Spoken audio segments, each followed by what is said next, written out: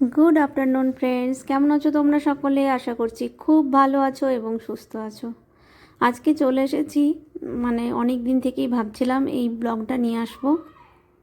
Finally আজকে নিয়ে আসার সুযোগ হলো। সেটা হচ্ছে এখন কলকাতার সবথেকে বহু চর্চিত মেলা, হস্তশিল্প মেলা।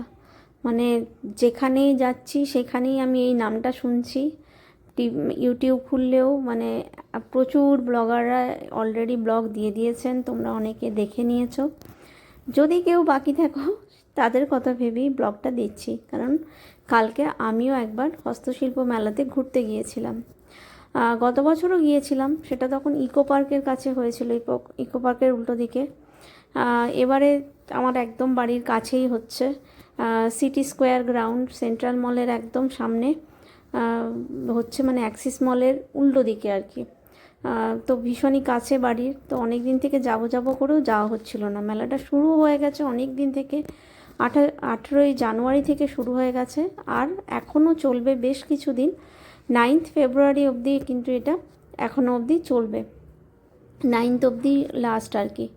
তো ওখানের গ্রাউন্ডটা তো অতটা বড় গ্রাউন্ড নয়, যতটা হচ্ছে ইকো পার্কের সামনের যে গ্রাউন্ডটা ছিল সেরকম। সেই জন্য এখানে ওই যেখানে নিউ টাউনের দুর্গাপুজোটা হয় সেই মাঠটাতে মেলা বসেছে, এবং তার পাশের ছোট ছোট জায়গাগুলোতেও কিন্তু লোকজন তাদের হাতের জিনিসপত্র নিয়ে বসেছে। তো গ্রাউন্ডের বাইরে যখন ঢুকছিলাম মেলাতে, তখন এনারা এই এই জায়গাগুলো এই পেভমেন্টের ওপরে এগুলো বসেছে। একদম ওই বেতের কাজ, ঝুড়ি, তারপর বেতের বক্স, জুয়েলারি বক্স যেরকম হয়, তারপরে কি সুন্দর সুন্দর ল্যাম্প, টেবিল ল্যাম্প। আমাদের সময় এই টেবিল ল্যাম্পগুলো খুব চলতো আর কি, বেতের না, কাচের অবশ্যই। কিন্তু এখন দেখছি যে এখানে মেলাতে দেখলাম প্রচুর বেতের ওরকম ল্যাম্প বিক্রি হচ্ছে। হস্তশিল্প মেলা তো বুঝতেই পারছো, আমাদের ওয়েস্ট বেঙ্গলের যত শিল্প আছে, যত শিল্পী আছেন, তারা তাদের সমস্ত সম্ভার নিয়ে একদম মেলাতে এসে হাজির হয়ে গেছে। কি নেই ওখানে! জুতো থেকে কার্পেট, শাড়ি থেকে গয়না থেকে বাড়ি সাজানোর জিনিস, তারপর জুয়েলারি, ডোকরার সমস্ত জিনিসপত্র, ছৌ নাচের মূর্তি, কি মুখোশ আর কি, কি নেই, সব আছে ওখানে। তো আমরা যে সমস্ত পুরো মেলাটা ঘুরে দেখার মতো সত্যি কথা এনার্জি আমার ছিল না। যতটুকু ঘুরেছি তাতে বীরভূমের স্টলগুলোতে গিয়েছিলাম, পুরুলিয়া স্টলে গিয়েছি, আর আমার মেদিনীপুর তো অবশ্যই যাব। আমি আমার মেদিনীপুরের মানুষ, মেদিনীপুরের জায়গাগুলোও ঘুরেছি। মেদিনীপুরের শিল্প যারা শিল্পীরা, তাদের সাথে কথাও বলছিলাম। পিংলা ওই সাইড থেকে এসেছে আর কি। তো ওনারা ওই কি সুন্দর করে তুলি দিয়ে আঁকছিলেন। আর এই যে ভদ্রমহিলাদেরকে দেখছো, এটা বীরভূমের স্টল।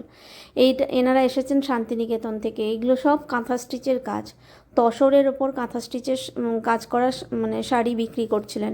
যদিও প্রাইসটা আমার একটুখানি বেশি লেগেছে, কারণ কি আমি যেহেতু নিজে অনলাইনে শাড়ির বিজনেস করি, তাই জন্য আমি জানি যে এতটা হয়তো প্রাইস নয়, কিন্তু মেলাতে তো একটু প্রাইস বেশিই হয়। ওনারা শাড়িগুলোর তসরের কাঁথা স্টিচগুলোর দাম বলছিলেন 9,500 থেকে স্টার্ট। তো আরও বেশি হবে আর কি, ওগুলো ওপরের দিকে যত যাবে, যত যেরকম যেমন দাম স্টার্টিংটা ওটা। কিন্তু অতটা, আমি যখন নিজে শাড়ি সেল করি তখন অতটা দাম লাগে না, যাই হোক। কিন্তু জিনিস তো অসাধারণ হয়। আর শান্তিনিকেতনের কাঁথা স্টিচের কাজ বুঝতেই পারছো যে কি অসম্ভব সুন্দর হবে সেই জিনিস। তারপর কাঁথা স্টিচ দেখলাম, ওখানে বালুচরি বিক্রি হচ্ছিল। তারপর তারপরেই আমরা চলে গেলাম ইয়েতে। তারপর আমরা বেরিয়ে এসে পুরুলিয়ার ওখানেও ঢুকেছিলাম, আর ডোকরাতে ঢুকলাম। ডোকরার ওরা এসেছে বাঁকুড়া থেকে, এবং ডোকরার কাজগুলো, এগুলো যেগুলো দেখছো, এগুলো কিন্তু বাইরে, ওই মেন যে বড় বড় করে এক একটা করে হাউসের মতো বানিয়ে তার মধ্যে যে সমস্ত শিল্পীরা আছেন, তার বাইরে যে যারা মেলা গ্রাউন্ডে বসেছেন, এগুলো হচ্ছে সেগুলো। এখানেও দেখো কি সুন্দর কাঠের কাজ, আর এগুলো বেতের চেয়ার বা মোড়া যাই বলো না কেন, কি দারুণ না! বাড়িতে রাখার আমার সত্যিকারের জায়গা নেই বলে আমি কিছু কিনতে পারিনি। কিন্তু মানে খুব লোভকে খুব কন্ট্রোল করে মেলাতে যেতে হবে, মানে এত সুন্দর সুন্দর জিনিস বিক্রি হচ্ছে যে কন্ট্রোল করে না থাকতে পারলে ব্যাংক ব্যালেন্স ফুরিয়ে যাবে, এরকম একটা কন্ডিশন। এত জিনিস সুন্দর সুন্দর বিক্রি হচ্ছে এখানে দেখো, এগুলো সব মাটির জিনিস বিক্রি হচ্ছিলো, আর এত সুন্দর সুন্দর মাটির কানের দুল বিক্রি হচ্ছিলো। ওই দূরে ওই সাদা রঙের ইয়েটার মধ্যে লাগানো আছে কানের দুলগুলো। আর এখানেও দেখো পোড়ামাটির জিনিস বাঁকুড়ার এইখানেই ভেতরে ডোকরাটের সমস্ত শিল্পীরা ছিলেন। এগুলো পোড়ামাটির সমস্ত জিনিস বিক্রি হচ্ছে। বাঁকুড়া তো আমার বাড়ি থেকে আমি বিষ্ণুপুর যতবার গেছি ততবারই এই সমস্ত কাজ দেখেছি। আর এই যে দেখো ডোকরার কাজের কাছে চলে এসেছি, কি মানে অপূর্ব সুন্দর সুন্দর দুর্গা মূর্তিগুলো ছিল, মানে একদম সপরিবারে দুর্গা মূর্তি যেগুলো হয়, মানে লক্ষ্মী গণেশ কার্তিক সরস্বতী সব মিলিয়ে এত সুন্দর সুন্দর। তবে দামগুলোও প্রচুর ছিল। আমরা একটা দুর্গা মূর্তির দাম জিজ্ঞেস করেছিলাম, ওই মানে খুবই সুন্দর দেখতে যদিও, কিন্তু দাম বলেছিলেন 18,000 টাকা। খুব বিশাল বড় সাইজের নয়। এই যে দুর্গা মূর্তিটা দেখছো এইটা কিন্তু না, এর উল্টো দিকে আরেকটা মূর্তি আছে, সেটার দাম জিজ্ঞেস করেছিলাম। দেখো প্রত্যেকটা মূর্তির কাজগুলো শুধু একবার দেখার মতো, মানে যারা বানিয়েছেন, যে সমস্ত শিল্পীরা বানিয়েছেন, হ্যাটস অফ টু দেম। মানে কি শিল্পীদেরকে তো মানে এইভাবে জাজ করা যায় না, আলাদাই ব্যাপার থাকে শিল্পীদের মধ্যে। আর এখানে প্রচুর মানে বাঁশের কাঠের জিনিসও বিক্রি হচ্ছিল, যেগুলো সোনাঝুরিতেও আমি বিক্রি হতে দেখেছি এরকম জিনিস। এই যে দেখো বাঁকুড়ার ঘোড়া খুব হয় না, মাটির ঘোড়া, এই যে এই ভদ্রলোকের কাছ থেকে আমরা একটা ছোট্ট মূর্তি কিনেছিলাম। এই যে এগুলো আমার হাজব্যান্ড প্রাইস জিজ্ঞেস করছে, এগুলো সব 400 টাকা করে এই ছোটোগুলো। আমরা এরকমই একটা রাধা কৃষ্ণের মূর্তি নিয়ে এসেছি এরকম ছোট ডোকরার। আর এই ভদ্রলোকের কাছে এই যে ওপরের দিকে দুর্গা মূর্তি আছে, এই দুর্গা মূর্তিটা একদম টপে যেটা আছে ওটাকে জিজ্ঞেস করা হয়েছিল, ওটার দাম বলেছিল 18,000 টাকা। তো পরিশ্রমও সেরকমই আছে, সেইভাবেই তো ওনারা বানান। তো আর ডোকরার জিনিসের দাম একটুখানি বেশি তো হয়। তো আমরা এরকম ছোটো ছোটো মূর্তিগুলো কিন্তু সবই 400 টাকা করে। এখানে যতগুলো ছোটো মূর্তি দেখছো এগুলো এই গণেশজি লক্ষ্মীনারায়ণ সবই এগুলো 400 টাকা করে। আমরা একটা 400 টাকার মূর্তি নিলাম।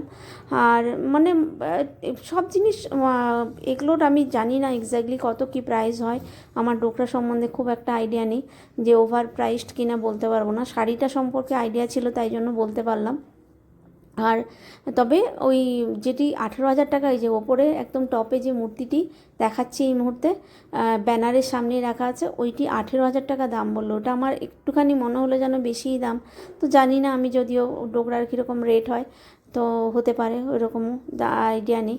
আর এই নিচের যে মূর্তিগুলো দেখছো যেগুলো মানে দুর্গা মায়েরই মূর্তি, ওইগুলো বলছিল 5-6 হাজার টাকা করে দাম। ওগুলোর কালারগুলো কিন্তু ওই ওপরের মূর্তির থেকে কিন্তু একটু ডিফারেন্ট, মানে একটু এগুলো কিন্তু একটুখানি লাইট লাইট কালার, ওপরেরগুলো যেমন একদম মানে খুব সুন্দর কালারগুলো। আর সামনে একটা খুব সুন্দর পালকি ছিল, তোমরা একটু পরে দেখতে পাবে। এত সুন্দর করে বানানো না সত্যিকারের, মানে কি বলবো, বললাম না শিল্পীদেরকে কখনো ওইভাবে জাজ করা যায় না। তো যাই হোক, তো এই যে নিচে ছোট মূর্তিটা হাত দিল, ওটার দাম 4-5 হাজার টাকা বললো। তো এখানে ডোকরার এই জায়গাটা থেকে বেরিয়ে আমরা এই যে দেখো পালকিটা, এখান থেকে বেরিয়ে আমরা গেলাম একটুখানি পুরুলিয়া স্টলে ছৌয়ের সমস্ত জিনিসপত্র দেখতে। তার মাঝখানে এই রাস্তা দিকে যাওয়ার সময় মানে যারা বাইরে বসেছেন গ্রাউন্ডে, তাদের কাছে এই সমস্ত জিনিস তো দেখতে পাচ্ছি। এখানে এই ভদ্রলোক যিনি বসে আছেন, এই সামনে যে কাঠের ওপরে যে দুর্গা মূর্তিটা আছে, এগুলো 6,000 টাকা করে দাম বলছিলেন। এই যে সাদা আর লাল লাল দুটো কালারের লাগছে, ওইগুলো 6,000 করে বলছেন। এগুলো সব কাঠের তৈরি। তো এইবার আর এগুলো তো জানোই, মেলা মানেই এই ধরনের ফ্লাওয়ার খুব বিক্রি হয়, প্রচণ্ড বিক্রি হচ্ছে, আর মানুষ খুব কিনছেও এই ফ্লাওয়ারগুলো। তো এখান থেকে ওই যে দূরে যে জায়গাটা, সেখানটাই হচ্ছে পুরুলিয়ার। এখানে প্রচুর বাদ্যযন্ত্র এসছে, মানে মিউজিক্যাল ইনস্ট্রুমেন্ট প্রচুর বিক্রি হচ্ছে। এটা কিন্তু আমি গতবারের ইকো পার্কে যখন আমি গিয়েছিলাম, তখন কিন্তু আমি এত মিউজিক্যাল ইনস্ট্রুমেন্ট দেখিনি, যেটা এবারে আমি দেখতে পেলাম। প্রচুর মিউজিক্যাল ইনস্ট্রুমেন্ট বিক্রি হচ্ছে, এবং ওনারা নিজেরা সেটা বাজিয়ে বাজিয়ে মানে একদম বিক্রি করছেন আর কি। আর পাশেই এই যে জিনিসগুলো, এই জিনিসগুলোরও বেশ ভালোই প্রাইস আছে। বেশ ছোটো ছোটো ফাউন্টেনের মতো শোপিস আর কি, বাড়িতে রাখা যাবে। কি সুন্দর সুন্দর দেখতে না।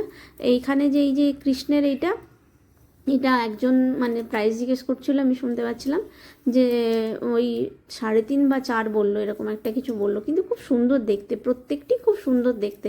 এই যে দেখো কি সুন্দর সুন্দর রাধাকৃষ্ণ বসে আছে, কি ভালো লাগছে না দেখতে, মানে প্রত্যেকটা জিনিসই চোখ ফেরাতে পারবে না, কিন্তু ওই যে বললাম পকেট ফাঁকা হয়ে যাবে যদি কন্ট্রোল না করতে পারো। এই যে এখানে দেখো ছৌ নাচের ওখানে চলে এসেছি, কি সুন্দর সুন্দর জিনিসগুলো, কি সুন্দর করে বানিয়েছে। এখানেও আমরা দাম জিজ্ঞেস করলাম, একটা দুর্গা মূর্তি মানে দুর্গার মাস্ক আর কি, এগুলোর দাম জিজ্ঞেস করলাম ওই ভদ্রলোকের কাছে। এই যে এখানে যে সামনে এই যে ভদ্রলোক আছে, এই যে ওপরে এই যে রেড পিঙ্ক কালারের যে মূর্তিটা দেখতে পাচ্ছ একদম টপে, ওটার দাম বললো 6,000 টাকা। আর তার পাশে যে ছোট একটা সাদা সাদা সাদা মূর্তি ছিল, ওটার দাম বলেছিল 5,000 টাকা।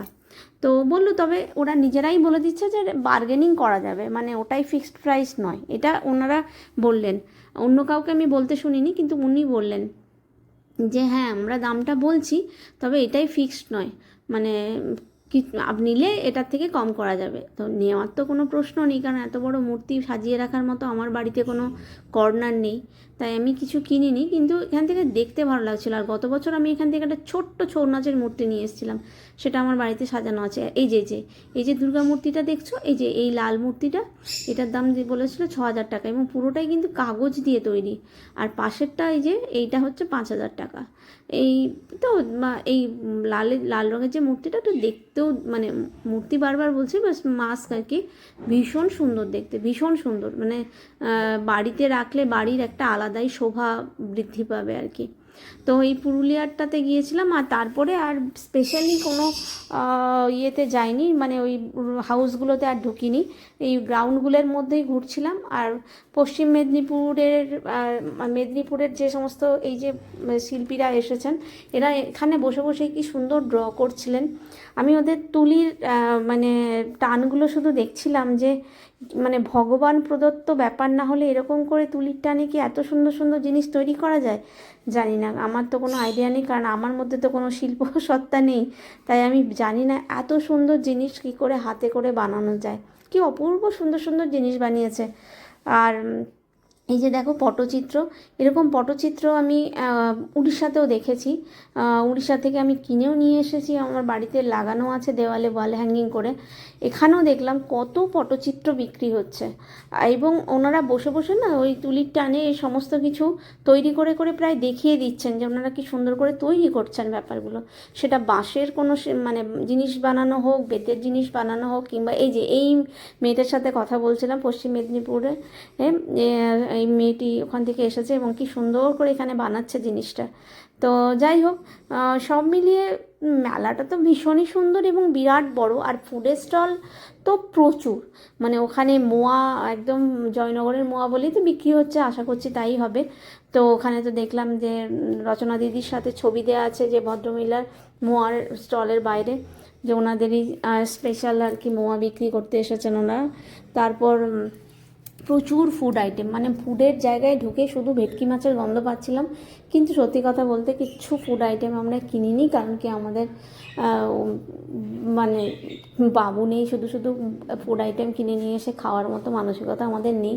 কারণ মেলা গেলে আমার ছেলের হচ্ছে প্রচণ্ড ভালোবাসে এই সমস্ত খেতে, সবার আগে চাইতো যে কিছু কিনে আনবো আমি, তো সেইগুলো কোনো প্রশ্নই নেই, তাই ওই সব তো আমরা কিনিনি। বাট ফুডের জায়গাতে একবার জাস্ট দেখে ঘুরে চলে এসেছিলাম, ভিডিও করিনি। এই যে দেখো কি সুন্দর হাত পাখা বানাচ্ছে, আর এগুলো তো সব বাঁশ দিয়ে তৈরি, তোমরা জানোই, ল্যাম্পশেড, ফ্লাওয়ার ভাস, এগুলো আর কি।